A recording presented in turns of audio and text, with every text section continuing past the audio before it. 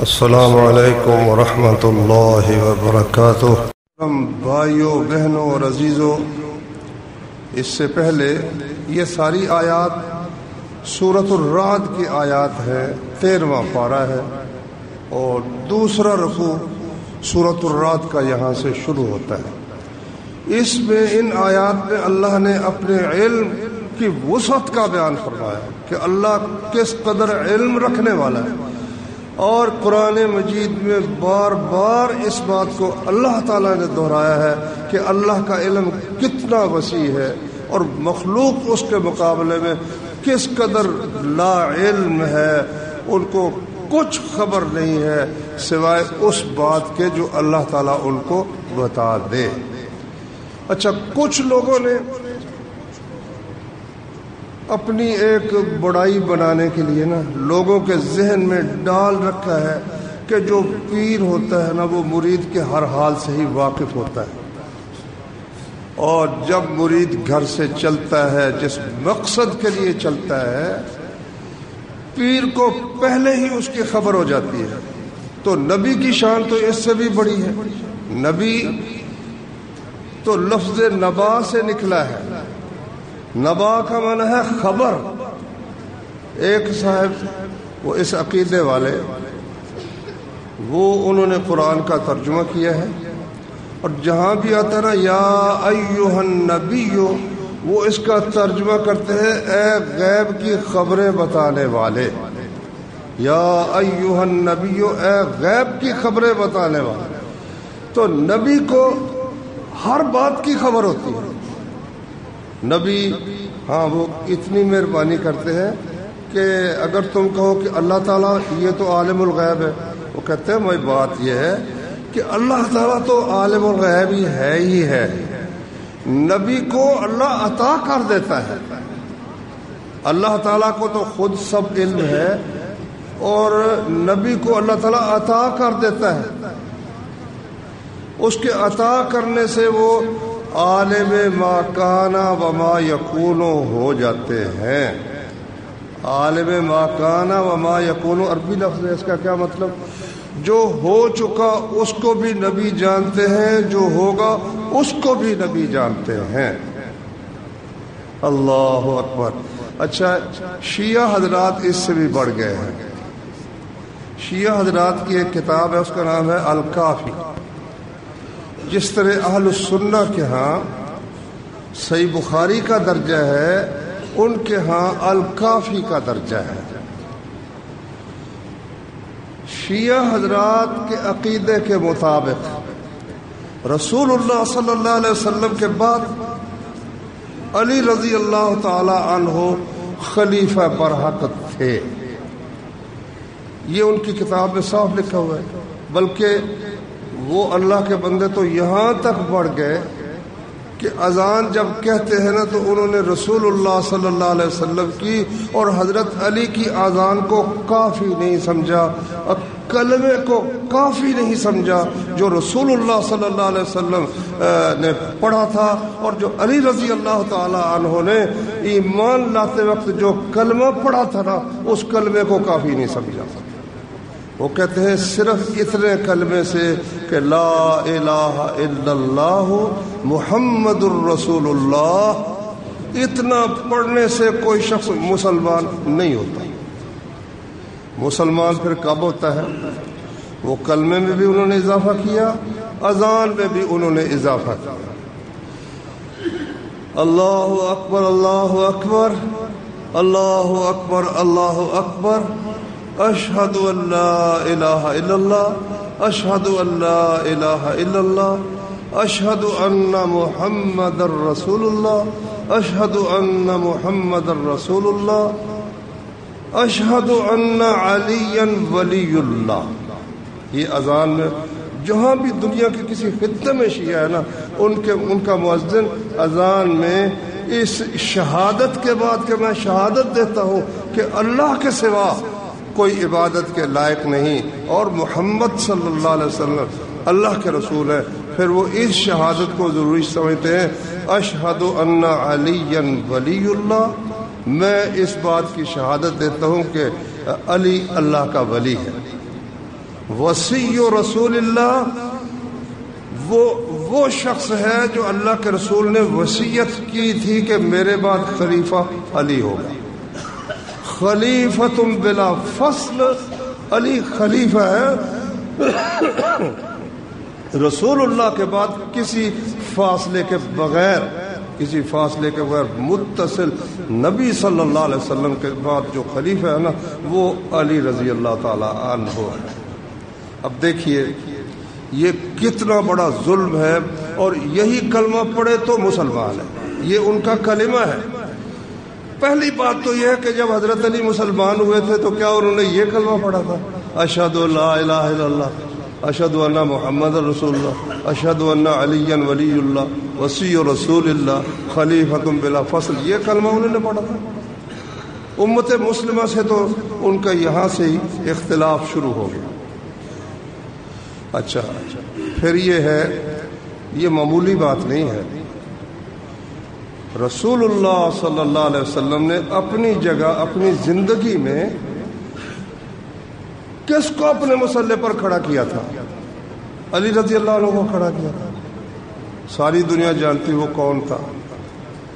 وہ جو قرآن میں اللہ نے فرمایا ہے الا تنصروه فقد نصره اللہ اذ اخرجہ الذین کفروا ثانی اثنین اذ ہما فی الغار اذ یقول لصاحبہ لا تحزن ان اللہ معنا. اگر تم میرے نبی کی مدد نہ کرو تو مجھے تمہاری کوئی پرواہ نہیں، اللہ کہتا ہے، کیونکہ اللہ نے اپنے نبی کی مدد کی تھی جب کافروں نے اسے نکال دیا تھا. اذ ہما فی الغار، جب وہ دونوں غار میں تھے. اذ یقول لصاحبہ، جب وہ اپنے صاحب اپنے ساتھی سے کہہ رہا تھا لا تحزن، غم نہ کر، ان اللہ معنا، بے شک اللہ ہمارے ساتھ ہے. یہ کون تھا بتاؤ؟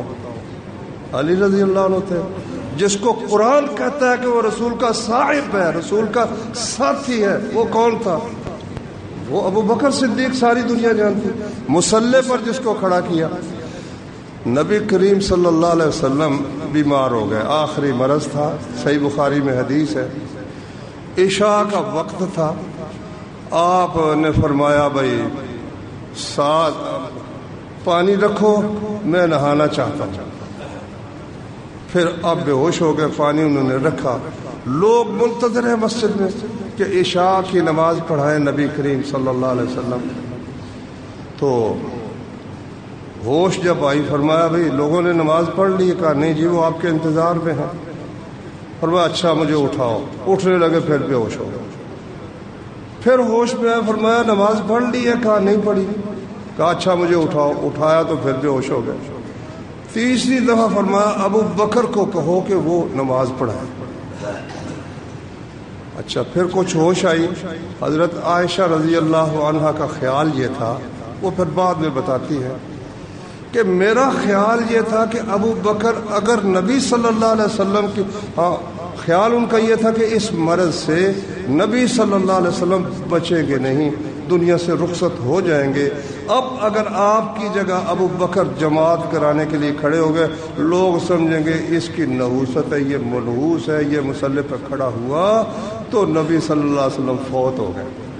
اس سے اپنے باپ کو بچانے کے لیے کہنے لگی یا رسول اللہ آپ نا عمر کو کہیں.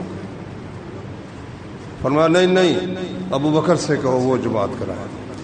پھر انہوں نے سہارا لیا حضرت عمر رضی اللہ عنہ کی بیٹی ام المؤمنین حفصہ کا، جو آپ کی بیوی تھی، کہ تو نبی صلی اللہ علیہ وسلم سے یہ کہہ. اس نے کہا تو نبی صلی اللہ علیہ وسلم نے فرمایا تم تو جس طرح یوسف کے ساتھ وانیہ اس کو ورغلانے والی تھی نا، تم تو اس قسم کی ہو. ابو بکر کو کہو جماعت کرائے. اچھا بعض روایتوں میں آتا ہے کہ لوگوں نے نا اس کشمکش میں حضرت عمر کو کھڑا کر دیا. حدیث بھی صحیح ہے، حضرت عمر نے نماز پڑھا دی. نبی کریم صلی اللہ علیہ وسلم کو پتہ چلا، فرمایا نہیں دوبارہ پڑھو. ابو بکر پڑھائے گا، دوبارہ پڑھو.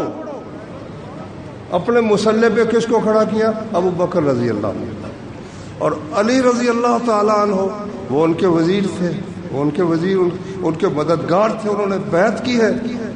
اچھا، اس ساری کش بکش میں ایک بات بالکل واضح ہے، اس کو ذہن میں ہمیشہ رکھیں، آپ بھی تاریخ پڑھتے بھی ہیں، سنتے بھی ہیں۔ ساری خلافت راشدہ کے دور میں کبھی حضرت علی نے خود یہ کہا ہو کہ اور لوگوں، علی نبی صلی اللہ علیہ وسلم نے میرے متعلق وصیت کی تھی، بھول گئے ہو؟ حضرت علی نے کبھی کہا؟ کبھی آپ نے سنا ہو کسی کتاب میں لکھا ہوا ہو کہ علی رضی اللہ عنہ نے اٹھ کر کہا ہو کہ نبی صلی اللہ علیہ وسلم نے تو میرے بارے میں وصیت کی تھی اور کتنا ستم کر رہے ہو، ظلم کر رہے ہو کہ مجھے تم خلافت نہیں دے رہے؟ کوئی نہیں کہا۔ وہ مثال ہے جو کہتے ہیں مدعی سست اور گواہ چست۔ اچھا، اس غصے میں کہ صحابہ کرام رضی اللہ عنہم سب نے حضرت ابو بکر کے ہاتھ پر بیعت کر لی، اس پر اتنا غصہ کہ ان کی وہ کتاب جو ہماری صحیح بخاری کی کے مقام میں ہے، ان کے ہاں اس میں لکھا ہوا ہے جب رسول اللہ صلی اللہ علیہ وسلم فوت ہوئے ارتد الناس کلہم، سب لوگ اسلام سے مرتد ہو گئے، سارے صحابہ ہی مرتد ہو گئے، کافر ہو گئے۔ 4 بندے رہ گئے، ان کا نام وہ لیتے ہیں ابو ذر، سلمان فارسی، عمار بن یاسر اور مقداد بن اسود، یا پھر حضرت علی اور حسن حسین اہل بیت۔ اچھا، اب آپ یہاں دیکھیں کس قدر رسول کریم صلی اللہ علیہ وسلم کی توہین ہے کہ 23 برس میں رسول اللہ صلی اللہ علیہ وسلم کی وہ محنت جو قرآن نے اس کا حوالہ دیا ہے اصحاب رسول کے متعلق سورۃ الفتح کی آخری آیت میں، فرمایا محمد الرسول اللہ، محمد اللہ کے رسول ہیں، والذین معہ اشداء علی الکفار رحماء بینہم، اور جو اس کے ساتھی ہیں وہ کافروں پر بہت سخت ہے، آپس میں بہت رحم دل ہے۔ اور اخیر میں پھر ان کی مثال دی کہ ان کی مثال ایسے ہی ہے تورات میں، اور انجیل میں اس کی مثال ایسے ہے کمثل زرع اخرج شطأہ، کھیتی ہوتی ہے، 1 ایکڑ ہے، 2 ایکڑ ہے، 10 ایکڑ ہے، ہر پودا ایک نازک سا سوا نکالتا ہے، پھر سوا نکالنے کے بعد وہ بڑھ جاتا ہے، 2 پتیاں 3 پتیاں ہو جاتی ہے، پھر اور بڑھتا ہے تو وہ تنے پر قائم ہو جاتا ہے، پھر وہ ساری فصل اخرج شطأہ، اس کھیتی نے اپنا پٹھا نکالا، فآزرہ، پھر اس کو مضبوط کیا، فاستغلظ، پھر وہ پودا موٹا ہو گیا، فاستوى علی سوقہ، اپنے تنے پر وہ قائم ہو گیا۔ یعجب الزراع، کاشتکاروں کا دل خوش کرتا ہے کہ فصل بھر گئی ہے، ماشاءاللہ جڑ گئی ہے، جم گئی ہے، سرسبز فصل ہے۔ آخری لفظ پر غور کرے، اللہ کہتا ہے لیغیظ بہم الکفار، تاکہ اللہ اس فصل صحابہ کے ساتھ کافروں کے دلوں کو جلائے کہ وہ محمد صلی اللہ علیہ وسلم کی کاشت کردہ فصل سے جب کھیت بھر گئے اور سرسبز پورے جوبن پر آ گئی تو کافروں کے دل اس سے جلنے لگ گئے۔ اور اب دیکھو وہ سارے کے سارے کافر ہو گئے، سارے کے سارے کافر ہو گئے تو کافروں کے دل جلنے کی تو ضرورت ہی کوئی نہیں، کافروں کو کیا تکلیف ہے جب سارے ہی کافر ہو گئے۔ اس لیے امام مالک رحمۃ اللہ علیہ سے ثابت ہے اس سند کے ساتھ، جو شخص اصحاب رسول کے متعلق گندا عقیدہ رکھتا ہے اور وہ سمجھتا ہے کوئی ان کے متعلق بد زبانی کرتا ہے نا، قرآن کی اس آیت کے مطابق اس کے ایمان کا کوئی اعتبار نہیں ہے، لیغیظ بہم الکفار، اس کے ایمان کا کوئی اعتبار ہی نہیں۔ آپ کہیں گے کس طرف چل پڑا ہے؟ بات میں نے یہ اس لیے کی ہے کہ یہ ہمارے حضرات میں یہ عقیدہ جو آیا ہے نا کہ رسول صلی اللہ علیہ وسلم سب کچھ جانتے ہیں، یہ ان حضرات کی طرف سے آیا ہے۔ وہ کہتے ہیں کہ نبی صلی اللہ علیہ وسلم کے بعد خلیفہ بغیر فاصلے کے علی رضی اللہ تعالیٰ تھے، پھر ان کے بعد جو خلیفہ برحق تھے وہ حسن رضی اللہ عنہ تھے، ان کے بعد جو خلیفہ برحق تھے وہ حسین رضی اللہ عنہ تھے۔ حسین رضی اللہ عنہ کے بعد خلیفہ برحق جو تھے وہ ان کے بیٹے علی تھے زین العابدین. جب وہ فوت ہو گئے تو ان کے جانشین تھے محمد باقر. محمد باقر وہ خلیفہ برحق خلیفہ وہ تھے. اچھا، محمد باقر کے بعد پھر جعفر صادق تھے. جعفر صادق کے بعد علی رضا تھے. 12 یہ خلیفے تھے، ان کو وہ کہتے امام. 12 امام تھے. اچھا، آخری جو خلیفہ تھا نا، آخری امام حسن عسکری، وہ دشمنوں کے خوف سے ایک غار میں چھپ گیا. اور لطف کی بات یہ ہے، جب سارے صحابہ نعوذ باللہ اسلام سے مرتد ہو گئے تو یہ قرآن تو صحابہ نے ہی اس کو محفوظ کیا ہے، اسے لکھا ہے، امت تک پہنچایا ہے. حضرت ابو بکر نے سب سے پہلے اس کی ابتدا کی، پھر حضرت عثمان رضی اللہ عنہ نے نقلیں تیار کروا کر ہر شہر میں ان کو بھیج دیا. قرآن کا بھی پھر کوئی اعتبار تو کوئی نہیں. اس لیے ان کی کتاب کافی میں لکھا ہے کہ اصل قرآن مصحف فاطمہ، اس میں 70,000 آیتیں تھی. 70,000. اب موجودہ قرآن میں تو 6,000 سے کچھ آیتیں زیادہ ہیں. وہ ساری جو تھی نا، کہتے ہیں وہ صحابہ کرام نے نعوذ باللہ ان کو ختم کر دیا. حضرت عائشہ کی بکری کھا گئی یہ بات بناتے. اچھا، اب اس قرآن کا بھی اعتبار کو نہیں. اچھا، وہ کہتے ہیں اصل قرآن حضرت علی کے پاس تھا، پھر وہ حسن کے پاس تھا، پھر حسین کے پاس، اسی طرح خلفاء کے پاس تھا. اب آخری خلیفہ ان کا امام وہ غار میں لے کر چھپ گیا ہے. قیامت کے قریب اس کا اظہار ہوگا، وہ پھر دوبارہ نکلے گا. پھر وہ جا کرنا ابو بکر اور عمر جن کے جسم مبارک نبی صلی اللہ علیہ وسلم کے ساتھ ہے، ان کو وہاں سے نکال کر پھر سولی چڑھائے. تو واستو یہاں تک معاملہ ہے. میرے مضمون سے اس کا کیا تعلق ہے؟ وہ کہتے ہیں یہ 12 امام برحق ہیں. ان میں اصل خلیفہ فی الحقیقت تو ان میں چوتھے مقام پر، یہ جو کہتے ہیں نا دمادم مستقل اندر، علی دا چوتھا نمبر ہے. وہ کہتے ہیں پہلا نمبر، چوتھا نمبر ہے. بھائی پہلا کس طرح ہوگا؟ جناب بسوں میں بھی وہ اس کا اعلان کرتے پھرتے ہیں، آگے پیچھے بھی اس کا اعلان کرتے پھرتے ہیں. علی رضی اللہ عنہ ہمارا ایمان ہے. دیکھو اللہ کی شان، جس کو وہ کہتے ہیں نا کہ پہلا خلیفہ تھا، اس نے نبی صلی اللہ علیہ وسلم کی بیٹی جو حضرت علی کے گھر میں تھی، اس سے جنم لینے والی بیٹی ام کلثوم کا نکاح حضرت عمر کے ساتھ کر دیا. کبھی کوئی کسی کافر کو بیٹی دینے کے لیے تیار ہوتا ہے؟ کتنا بھی ذلیل شخص ہو، کمینہ شخص ہو مسلمانوں کا، کیا کبھی وہ مودی کو اپنی بیٹی دے گا؟ علی شیر خدا جس کو کہتے ہیں، شیر خدا، شیر خدا نے اپنی بیٹی نبی صلی اللہ علیہ وسلم کی نواسی وہ جناب حضرت عمر کے نکاح میں دے دی. وہ تو آپس میں روحا ماء بینہم، قرآن کہتے ہیں آپس میں رحم دل تھے. اچھا، اب ان کا عقیدہ کافی میں یہ لکھا ہوا ہے کہ یہ 12 کے 12 امام عالم ما کانا و ما یکون ہوتے ہیں، جو ہو چکا جو ہوگا سب کچھ جانتے ہیں، سب کچھ جانتے ہیں. اور ان کی موت اس وقت تک نہیں آتی جب تک ان سے پوچھ نہیں لیا جاتا. اور ان کے پاس فرشتے آتے ہیں، فرشتے آتے ہیں. شاہ ولی اللہ کی ایک کتاب ہے رحمۃ اللہ علیہ کی، وہ کہتے ہیں کہ میں نے غور کیا تو مجھے ان حضرات کے مسلک سے یہ بات سمجھ آئی کہ ختم نبوت کے تو یہ لوگ منکر ہیں، اس لیے کہ فرشتے کی آمد، حضرت جبریل علیہ السلام کی آمد وحی کی تو منقطع ہو گئی.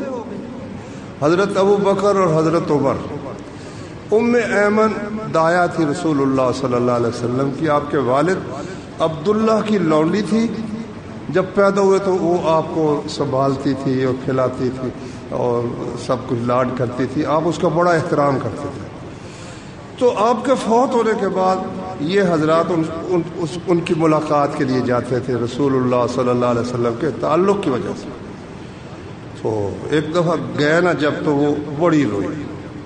نے کہا کیا مسئلہ ہے, کوئی آپ کو ضرورت ہو یا کوئی بات ہو ہمیں بتاؤ, ہم انشاءاللہ حاضر ہیں. کہنے لگی اس بات پر مجھے رونا نہیں آیا, رونا اس پر آیا ہے کہ رسول اللہ صلی اللہ علیہ وسلم کی وفات کے ساتھ وہ جو جبریل کی آمد تھی وحی کی, وہ سلسلہ منقطع ہو گیا. ابو بکر عمر بھی یہ بات سن کر رونے لگ گئے. یہ حضرات کہتے ہیں جو ہو چکا وہ بھی جانتے ہیں, جو ہوگا وہ بھی جانتے ہیں. تو اللہ کہتا ہے کہ یہ صفت صرف اللہ کی.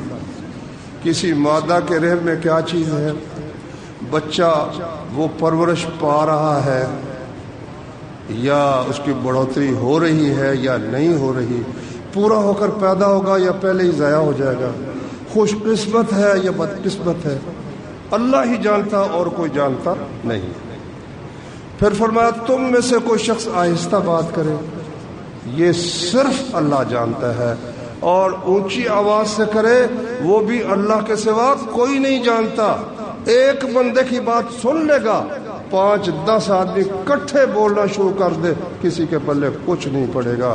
رب تعالیٰ وہ ذات ہے, ساری اس کی مخلوق پوری کائنات فریادیں کر رہی ہے, ہر ایک کی سن بھی رہا ہے, اس کی ضرورت بھی پوری کر رہا ہے. سواء منکم من اسر القول ومن جہر به ومن هو مستخف باللیل وسارب بالنہار. رات کو چھپا ہوا, دن کو سب کے سامنے پھرنے والا اللہ کی جناب میں بالکل برابر ہے. انسان کے پاس, کسی اور مخلوق کے پاس یہ بات ہی نہیں ہے. تو اس سلسلے میں انبیاء کرام کی زندگی ہمارے لیے واضح دلیل ہے کہ اللہ تعالیٰ جتنی بات کسی نبی کو بتاتا ہے اس کا اسے علم ہو جاتا ہے, جو نہیں بتاتا اس کا علم نہیں ہوتا. آدم علیہ السلام کو اللہ تعالیٰ نے وَعَلَّمَ آدَمَ الْأَسْمَاءَ كُلَّهَا ثُمَّ عَرَضَهُمْ عَلَى الْمَلَائِكَةِ فقال انبئونی باسماء هؤلاء ان کنتم صادقین. سب چیزوں کے نام سکھا دیا.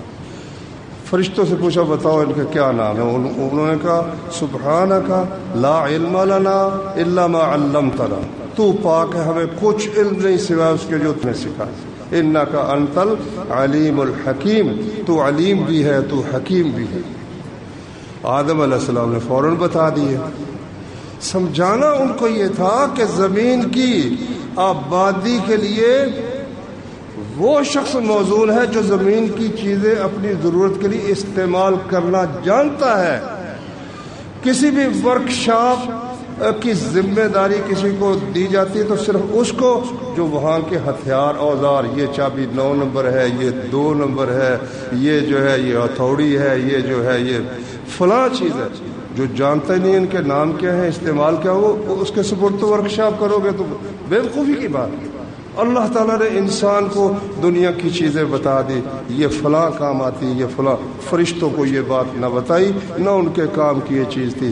اس لیے فرمایا میں نے زمین میں جانشین جو بنایا, ایک دوسرے کے جانشین بنیں گے انسان ہو. تو ایک طرف سب چیزوں کے نام سکھا دی, دوسری طرف ان سے کہا کہ جب شیطان نے سجدے سے انکار کیا, کہا یہ طرف تمہارا دشمن ہے, دیکھنا یہ تمہیں گمراہ نہ کر دے, یہ پودا ہے, اس کو کھانا تو دور قریب بھی نہیں جانا, اور باقی ساری جنت میں سے جو چاہو کھاؤ. اچھا, شیطان نے ان کو ورگلایا, دل میں خیال ڈالا. فوسوس لہما الشیطان, شیطان نے دل میں ڈالا, کہا اتنے وسیع جنت ہے جس کو کوئی حد نہیں, اللہ نے ہر چیز سے کی اجازت دے دی, اس میں خاص بات ہے اس پودے میں, تمہیں کیا خبر, میں تمہیں بتاتا ہوں. اس کو کھانے کا نتیجہ یہ ہوتا ہے کہ انسان پھر ہمیشہ ہمیشہ کی زندگی اسے حاصل ہو جاتی ہے یا فرشتہ بن جاتا ہے. اور ساتھ ہی قسم کھا لی, وقاسمہما انی لکما لمن الناصحین, اللہ کی قسم میں تمہارا بڑا خیر خواہ. اچھا, جس طرح آج کل عدالتوں میں سارے دعویٰ کرنے والے بھی حلفی بیان دیتے ہیں اور مدعا علیہ بھی حلفی بیان دیتا ہے, کوئی ایک آدھا تو جھوٹا ضروری ہے نا. اچھا اس نے قسم کھا لی، اگر آدم علیہ السلام کو علم ہوتا کہ اس کے کھانے سے میرے ساتھ کیا سلوک ہوگا تو کیا آدم علیہ السلام وہ پودا کھاتے؟ موٹی سی بات ہے یار، موٹی سی بات۔ یہ جو کہتے کہ سب کچھ جانتے، نہیں، یہ غلط ہے۔ جتنی بات اللہ بتاتا ہے وہ جانتے ہیں، جو یہ نہ مانے وہ مسلمان نہیں ہے۔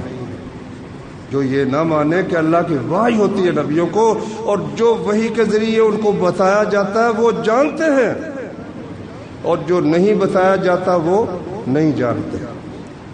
اسی طرح سے نوح علیہ الصلوۃ والسلام کو لے لیں۔ نوح علیہ الصلوۃ والسلام، اللہ نے فرمایا وَلَقَدْ أَرْسَلْنَا نُوحًا إِلَىٰ قَوْمِهِ فَلَبِثَ فِيهِمْ أَلْفَ سَنَةٍ إِلَّا 50 عَامًا۔ ہم نے نوح علیہ السلام کو ان کی قوم کی طرف بھیجا، 1000 برس ان میں رہے، جن میں سے 50 سال کم تھے، 950 برس ان میں رہے۔ اچھا، اس 950 برس میں وما آمن معه الا قلیل، ان کے ساتھ تھوڑے سے بندے ایمان لائے، مگر آفرین ہے اس شخص پر 950 برس کی دعوت و تبلیغ کے بعد بھی ہمت اس شخص کی نہیں ٹوٹی، دعوت پہ دعوت دیے جا رہا ہے۔ انی دعوت قومی لیلا ونہارا، یا اللہ میں نے اپنی قوم کو رات بھی دعوت دی، دن بھی دعوت دی۔ انی دعوت قومی لیلا ونہارا فلم یزدہم دعائی الا فرارا، جتنا میں نے ان کو دعوت دی اتنا ہی مجھ سے دور بھاگے۔ پھر میں نے چھپ چھپ کر بھی ایک کو بھی دعوت دی ہے، اور مجمع میں بھی دعوت دی ہے۔ کوئی حوصلہ ہے؟ کتنا بڑا حوصلہ ہے، 950 سال مسلسل دعوت دیتے جانا ہے۔ پھر اللہ سے دعا بد دعا کوئی نہیں کی، دعا ہی کرتے یا اللہ میری قوم کو ہدایت دے، میری قوم کو ہدایت دے۔ اللہ تعالیٰ نے پھر وحی کے ذریعے بتایا وَأَوْحَيْنَا إِلَىٰ نُوحٍ أَنَّهُ لَن يُؤْمِنَ مِن قَوْمِكَ إِلَّا مَن قَدْ آمَنَ۔ نوح، بات یہ ہے کہ اب تیری قوم میں سے جو ایمان لا چکے ان کے سوا کوئی بندہ ایمان نہیں لائے۔ اگر یہ بات پہلے دن سے نوح علیہ السلام کو معلوم ہو جاتی تو کیا خیال ہے حوصلہ قائم رہ سکتا تھا؟ وہ جس حوصلے سے 950 برس مسلسل دعوت دیتے گئے، ایک جب پتہ ہے اس بے ایمان نے مسلمان نہیں ہونا، کس طرح سے بندہ دعوت دے سکتا ہے؟ نہیں، اس پہ حکمت تھی، انبیاء کو کچھ چیزیں بتائی گئی، کچھ چیزیں نہیں بتائی گئی۔ جب یہاں تک بات پہنچی نا کہ اللہ نے وحی کے ذریعے بتایا کہ اب کوئی مسلمان نہیں ہوگا، پھر نوح علیہ السلام نے دعا کی اللہ سے، فرمایا کہ رب لا تذر علی الارض من الکافرین دیارا، اب زمین پر ان کافروں میں سے ایک بسنے والا بھی باقی نہ چھوڑ۔ کیوں؟ انک ان تذرہم، اگر تو نے ان کو اسی طرح چھوڑ دیا، یضلوا عبادک، تو تیرے یہ چند بندے جو ایمان لائے ان کا بیڑا بھی غرق کریں گے، ان کو بھی گمراہ کر دیں گے۔ ولا یلدوا الا فاجرا کفارا، اور جب تیرا فیصلہ یہ ہے اب کوئی ایمان نہیں لائے گا تو اس کا مطلب صاف یہ ہے کہ ان کی پیدا ہونے والی اولاد، ان کے پوترے، ان کے نواسے، ان کی اگلی نسلیں وہ بھی کافر ہوں گی اور تیرے شدید نافرمان ہوں گے، اس لیے اب ان میں سے کسی شخص کو باقی نہ چھوڑ۔ اللہ تعالیٰ نے فرمایا ٹھیک ہے، تمہاری دعا قبول ہو گئی، لیکن اللہ کو علم تھا کہ نوح دل کا بڑا نرم ہے، جب میرا عذاب آیا تو اس نے سفارشیں شروع کر دینی، یا اللہ جانے دے، کوئی بات نہیں۔ اس لیے اللہ تعالیٰ نے پہلے کہہ دیا کہ دیکھنا میرے پاس کسی کی سفارش نہیں کرنی، کسی کی سفارش میرے متعلق نہیں کرنی، بات طے ہو گئی۔ حکم ہوا کہ ایک کشتی ہم کہتے ہیں اس کو، معلوم ہوتا ہے کہ بہت بڑا جہاز تھا، 2 منزلہ تھا یا کئی منزلہ تھا، ایک ہماری نگرانی میں ایک جہاز تیار کرو جو پانی میں چل سکے، اور جو تیرے ایمان جب نشانی بتا دی کہ آپ کے گھر میں جو تنور ہے اس سے جب پانی ابلنا شروع ہو جائے تو پھر اس میں سوار ہو جاؤ، اپنے ساتھیوں کو بھی سوار کر لو، اور ہر جانور میں سے ایک جوڑا بھی سوار کر لو۔ کشتی وہ بنا رہے ہیں، کافر مذاق کرتے ہیں کو بڑے میاں خشکی پر جہاز چلا رہے ہیں، وہ کہتے ہیں ان تسخروا منا فإنا نسخر منکم، اگر تم ہم سے مذاق کرتے ہو تو ہم تم سے مذاق کرتے ہیں، کتنی بڑی مصیبت آنے والی ہے اور تمہیں فکر ہی کوئی نہیں۔ اللہ فرماتے ہیں جب ہمارا حکم آیا نا تو ہم نے آسمان کے ففتحنا ابواب السماء بماء منہمر، آسمان کے دروازے کھول دیے برسنے والے پانی، گھنٹہ ڈیڑھ برسی ہے بارش، لاہور گڑے پڑ گئے اور علاقہ جو ہے ڈوب گیا ہے۔ ایسی 4-5 بارشیں ہو جو سارے علاقے میں سیلاب ہو۔ اللہ کہتا ہے آسمان کے دروازے کھول دیے، وَفَجَّرْنَا الْأَرْضَ عُيُونًا، زمین کو ہم نے چشموں کی صورت میں پھاڑ دیا، چشمے ابلنے لگے اور پانی بڑھتا بڑھتا بڑھتا بڑھتا وہ جہاں اللہ کا حکم تھا آسمان سے برسنے والا، زمین سے ابلنے والا پانی ایک مقام پر جا کر ٹھہر گیا، کشتی اس میں چل رہی تھی، وَهِيَ تَجْرِي بِهِمْ فِي مَوْجٍ، پانی کی ٹھاٹھیں تھی کل جبال ہے جیسے پہاڑ ہوتا ہے۔ نوح علیہ السلام کا ایک بیٹا کافر تھا، وہ الگ کسی اونچی جگہ پر کھڑا ہوا تھا۔ نوح علیہ السلام نے اسے کہا کہ یا بنی ارکب معنا، بیٹے ہمارے ساتھ سوار ہو جا، ولا تکن مع الکافرین، کافروں کی دوستی چھوڑ دے۔ قال سآوی الی جبل یعصمنی من الماء، اس نے کہا میں پہاڑ پر چڑھ جاؤں گا، پہاڑ مجھے پانی سے بچا لے گا۔ قال لا عاصم اليوم من امر اللہ الا من رحم، آج اللہ کا حکم آ گیا ہے، اللہ کا عذاب، اس سے کوئی بچ نہیں سکتا سوائے اس کے جسے اللہ بچا۔ باپ بیٹے کی بات ہو رہی ہے، وحال بینہم الموج، ایک پانی کی لہر اٹھی، وہ درمیان میں رکاوٹ بنی، اس نے ان کے بیٹے کو اٹھایا اور پانی میں غرق کر دیا۔ اب اللہ کا حکم ہوا زمین کو، اے زمین، پہلے آسمان کو، اے آسمان تھم جا، اور اے زمین پانی نگل لے، جس طرح گھونٹ بڑھتا نا تو سارا پانی اندر چلا جاتا۔ اگر اللہ کا حکم نہ ہوتا تو اتنا بڑا پانی پتہ نہیں کتنے مہینے لگاتا خشک ہونے میں، اللہ نے حکم دیا پانی سارا نیچے چلا گیا۔ واستوت علی الجودی، یہ جودی پہاڑ پر وہ کشتی ٹھہری۔ اب نوح علیہ السلام نے اللہ سے دعا کی، کہتے ہیں رب ان ابنی من اہلی، یا اللہ میرا بیٹا میرے گھر کا فرد ہے، وَإِنَّ وَعْدَكَ الْحَقُّ، تیرا وعدہ سچا ہے، وَأَنْتَ أَحْكَمُ الْحَاكِمِينَ، تو سب سے بہتر فیصلہ کرنے والا۔ اللہ تعالیٰ نے فرمایا یا نوح انہو لیس من اہلک، نوح یہ تیرے گھر کا فرد ہی نہیں ہے، کافر ایک مسلمان کے گھر کا فرد کیسے ہو گیا؟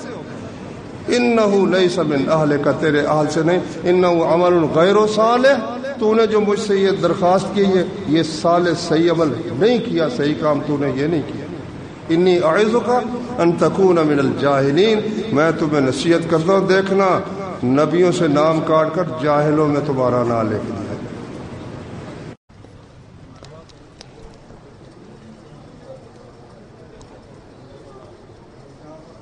سبحانك اللهم وبحمدك أشهد أن لا إله إلا أنت أستغفرك وأتوب إليك۔